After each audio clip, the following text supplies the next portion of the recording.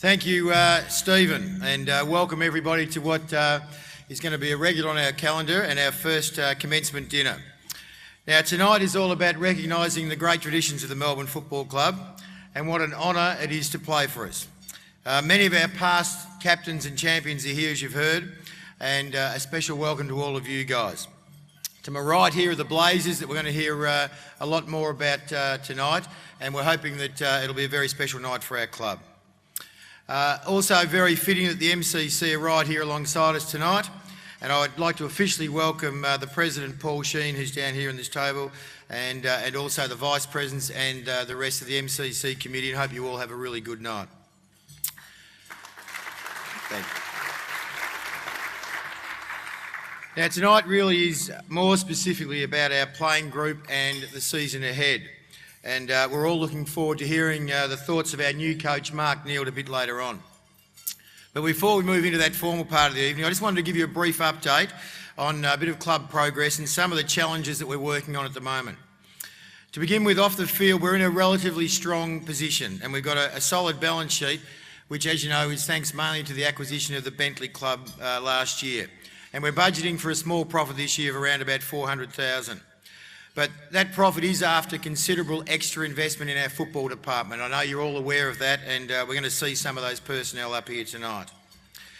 We do have a very clear strategy, which is we've called the Red and Blueprint, and that's been driven by Cameron. It's a brilliant document, and it's now got buy-in from every section of our club. And that strategy, it articulates our priorities in all areas, such as our values, our operations, our people, facilities, community, brand, strategic relationships. It gives us a clear path forward on every one of those things that we think are important, and gives us the priorities to concentrate on. And we're very pleased with that. But we certainly do have some issues, which I'm sure you're aware of. But sponsorship, membership and cash flow are probably the main ones that we're dealing with. But the strategy that we have keeps us really focused on all those priorities. And we've also developed some contingency plans so that if, say, sponsorship did become a longer term issue, then we'd be able to cope with that. And we are working very hard on our front of jumper sponsor, and we are in what we'd call advanced discussions with several potential sponsors. And we still hope to have a pre-season announcement, but as you'd all be aware out there, it's a very tough environment, so we're working as hard as we can on that. And one of the other key things we're working on as a priority is a much closer alignment with the Scorpions, the Casey Scorpions. And I know you all realise this is vital to our future success and setup. I quickly want to mention the Foundation Heroes again. And as you know, and there's a lot of you here tonight, these guys have contributed over $5 million to our club in recent years. And there's no doubt this is the backbone of our resurgence as a footy club. And we now have 430 Foundation Heroes, and we're aiming to get to 1,000 Foundation Heroes. And we've put substantial resources into this area over the next couple of years, and that area will be headed up by Chris Connolly, whose enthusiasm for the task has been fantastic. And I should just quickly mention the Foundation Heroes continue to support us. We asked for this event to get some Blazers sponsors at $750 each, and I'm really pleased to say with the 36 sponsorships were taken up, which is absolutely fantastic, and the names of those people will be recognised on the screens throughout the night, which is a really, great, because they've been fantastic, our Foundation Heroes. And you'd be disappointed if I didn't try and get rid of the other 10, so we do have opportunities for 10 of you. The Blazer sponsors will get a unique framed and signed autograph photo of Ron Barassi later on presenting the jumpers to our two captains, to the two Jacks. Now that will be a unique piece of memorabilia, so that will go to everyone who's a Blazer sponsor. So we've got 10 left. If you're interested in one of those, talk to Tom McLardy or me at the first break, and we'll be able to sell you one. So we've got many challenges still ahead, and I guess on Saturday night it showed we may have a fair way to go off the field, on the field as well. And it's certainly not going to be easy the next few years as our performance expectations rise. But I want to pay a bit of credit to our football department just for the way they've gone about their work over this summer. And they've really quickly bonded together, and I think there's a real sense of optimism and enthusiasm surrounding our footy team. Now, our coaching staff, and particularly our coach, are obsessed with creating a high-performance culture. And that's one that is based on establishing and maintaining high-performance habits. And I'm sure Mark is going to elaborate on that a bit later on. But part of what that means is that our club will have a set of standards that are non-negotiable. And no matter what the circumstances, everyone needs to buy into this, and it starts from the board down. And if we want to become, as Neil Craig so simply puts it, a serious football club, then our non-negotiables must be exactly that. Our staff and our playing group now know what those expectations of non-negotiables are, and we'll all have to adhere. Having said that, above all those non-negotiables, our club will continue to be totally supportive and empathetic to the situation and circumstances of each individual within our club. And I think our support of Liam over the last few days is a good example of that. Because our club has been to Yendamu twice, we do have some understanding of this unique situation, and we've got great respect for Liam as a person and a leader. He also has great respect for our club, and I'm sure we all look forward to seeing him on the field again as soon as he can possibly get there. Just to finish off, I'd just like to make a couple of presentations, and this is actually quite interesting. The first is actually a medal that arrived from the AFL for the VFL leading goal kicker. You may have read that they retrospectively awarded Coleman medals and the VFL medals, and one arrived in the post, as I understand, to us for the 1897 medalist, who happened to be one of our players called Jack Leith.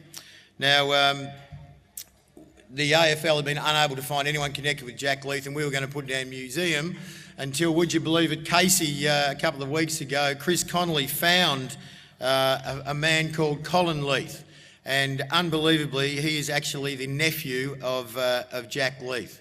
Now, I don't know how old you are if you're a nephew of someone in 1897, but I don't think he's going to be playing this weekend. But we've got we would like to actually make a formal presentation to Colin Leith, who's down here on the front table now.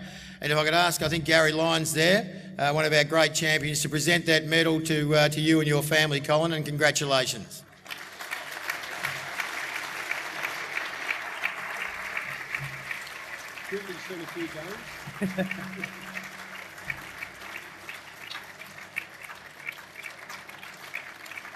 '97.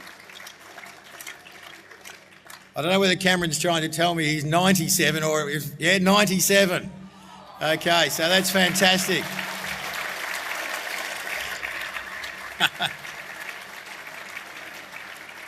We'd like to see you get one more premiership, Colin, too, so hang in there. Okay, that's a fantastic story. And look, just finally, I had the opportunity last week to address our football department, and I mentioned to them how they needed to consider how the incredible fighting spirit of Jim Steins could be somehow woven into their trademarks that they were discussing. Now, as you all know, Jim continues to amaze and inspire us with his iron will, and no one was more surprised than me today to get a phone call to say Jim wanted to arrive here tonight. So, unbelievably, he is here down on the front table.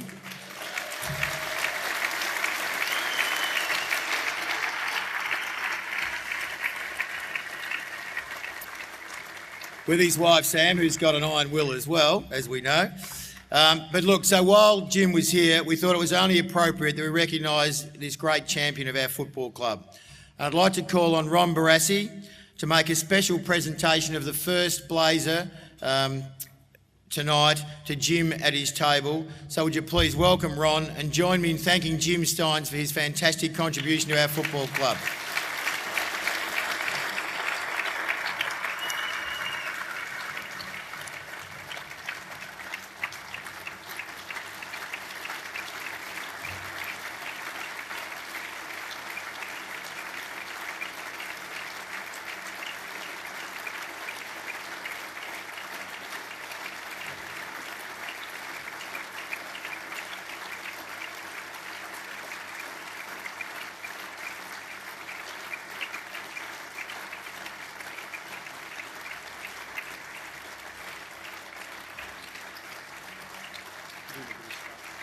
Yeah, I'll get it.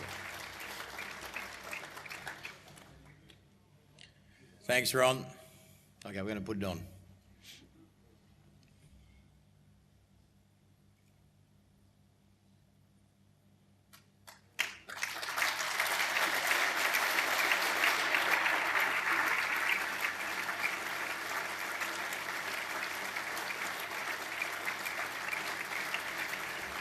Thank you, Ron. That's fantastic.